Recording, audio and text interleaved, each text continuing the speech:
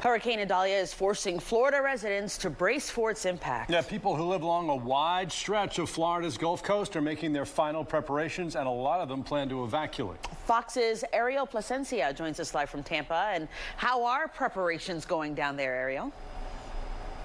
Preparations going well. They're going very well. The mayor just had a news conference a little bit ago where she talked about positioning about 3,000 linemen. Of course, here one of the big concerns are power outages, especially with those wind gusts and that storm surge. And so that was something that she addressed. She also talked about having people crews ready to remove any barriers from the road. Of course, asking people to stay off the roads, but if and when trees were to fall, crews are out and about in sort of the calmer downtimes right now, making sure those storm drains are clear and clearing away anything that could be problematic. Now, let's talk more about preparations, because obviously residents and business owners have been doing just that. A lot of businesses that are on the beach spending the past couple of days putting sandbags in front of their storefronts and plywood over the window. Many who live on the water tell us that they still have Hurricane Ian on their minds from last year, so they're not taking any chances with Idalia. So before the storm continues to get closer, moves in, local families spending a good chunk of today packing up their belongings. We do have several mandatory evacuations in place in our area. For example,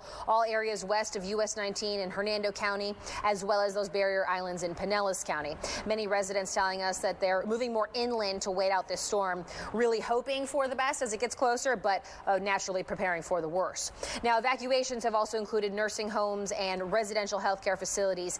In many cases, county crews helping to make sure residents get somewhere safe. Some local hospitals even evacuating patients and moving them to other facilities too. And of course, we do have a handful of shelters that are open in our area for anybody who needs them.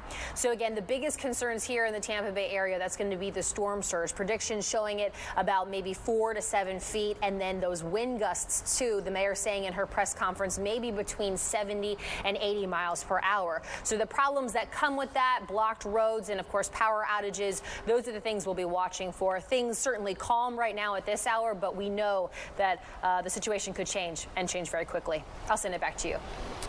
Ariel, thank you very much.